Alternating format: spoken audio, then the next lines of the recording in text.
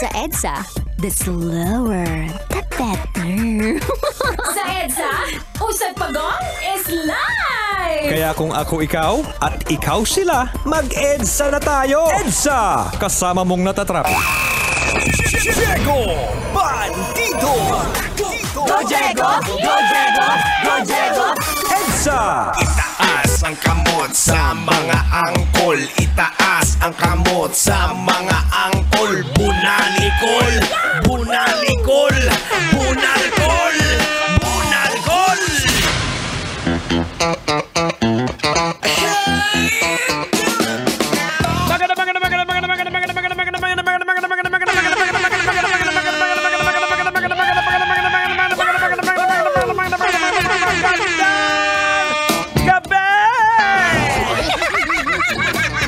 Kamusta na ang resulta sa eleksyon sa barangay ninyo? Kamusta na ano nangyari sa manok mo? Sumisipa pa ba? Nagatuka pa? O patay na? Congratulations! Kung yung manok mo medyo malayo-layo na at hindi na mahabol ng kalaban. Well, sa mga ginalagas naman ang ginhawa. Amo nang ginatawag na blang hawat-hawat. No. Yung ilang boto lang yung inaantay mo para mahabol at makapasok sa Magic 7.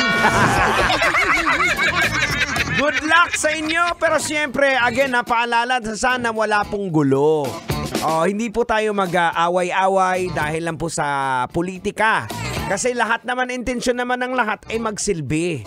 So, kung sino pong pinalad at kung wala namang dayaan at ngayon sa tingin ko imposible ka nang mandaya din talaga dahil halos lahat ng mata nakabukas na. Hindi lang mata ang bukas, ano pa tang bukas? Siyempre, ano pa kundi kamera? Tang makakalusot pa kaya tang yung mga flying boater? Ay, sa tingin ko hindi, pero meron pa rin mga flying boater. Uy, talaga meron tang? Oh no! Saan yung flying boater tang? Hindi, siyempre sa lugar nyo, sa Kapis. Oo nga! Namadamo sila! Aragoy! Maluoy ka! Ay, naku mga kabisyo, pero masasabi ko lang, good luck. Ayan, at I'm sure si Manong habang nasa biyahe, si Angkol, medyo nakikibalita din yan, kamusta na yung sitwasyon. Ako, in fact, nakikimarites ako sa pinsan ko. So, doon sa probinsya, ayan sa amin, sabi ko, kamusta na yung yung ginawan ko ng jingle dyan, panalo ba? Oo, ang sabi, medyo nangunguna daw. Oo, alam mo naman, rumakit tayo Tapos yung isa kong ginawa ng jingle din sa probinsya, sabi niya, boards, number 1. Siyempre, nakikibalita tayo dahil pag nanalo, hingi tayo ng bonus. Aragoy! Maluoy ka! Ay, nako, eto mga kabisyo, ito pag-usapan natin to dahil kakaiba to. This is a very exciting and amazing found ng mga scientists. Kasi ang sabi ng mga scientists na scientists may have finally found the final resting place of Noah's Ark. Alam naman natin, nababanggit yan sa Biblia, yung Noah's Ark. Pero wala pong naipakitang ebidensya na kung saan yung Ark. Pero until now, na eto po, nag-resurface na nakitaan ng possibility ng mga scientists na eto na yung final resting place ng Noah's Ark. So, sa mga marami kasing nagsasabi na ito ay myth lang, kwento lang siya. So, eto nga po, na-discover kasi ng mga archaeologists na na-analyze nila na way back 2021 na initially, nakakita sila ng mga samples na nag-contain ng, nagko-contain ng clay, marine materials, and seafood which are often isang result na merong human activity. And according sa mga researchers, ibig sabihin nito na meron na mga tao on board between 5,500 BC. So, sakto siya doon sa timeline na binabanggit sa Biblia na the Great Flood timeline. O, di ba? Wow! It's amazing. O, yan.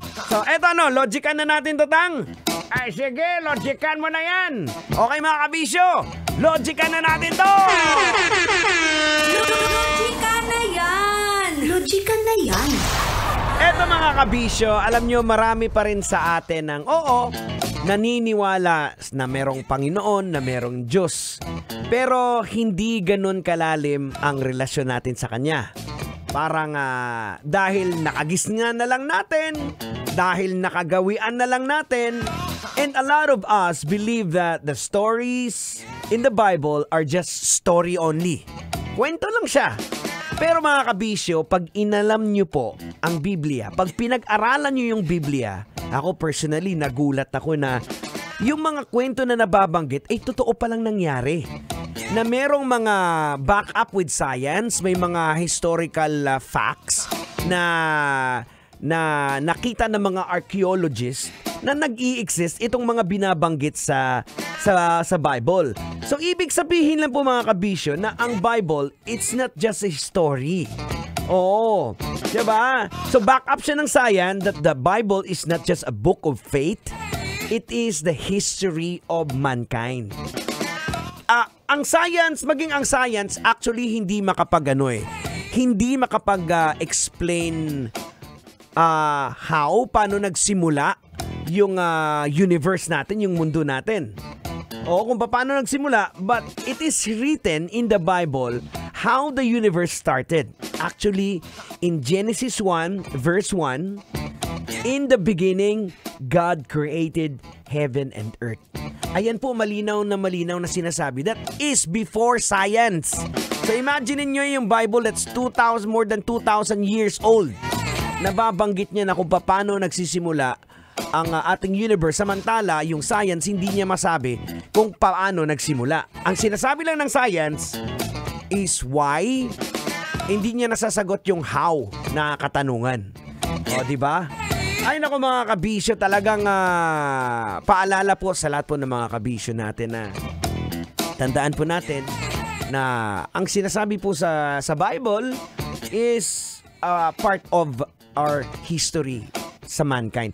Actually, maraming mga archaeologists, ang ginagawa nila pag nag-i-excavate sila ngayon, ginagamit nilang mapa yung Bible kasi very literal ko minsan binabanggit kung saang banda, saan at natatagpuan nila yung mga bagay-bagay na di-discover nila gamit-gamit ang Biblia. Oh. Di ka pa ba umuusok dyan?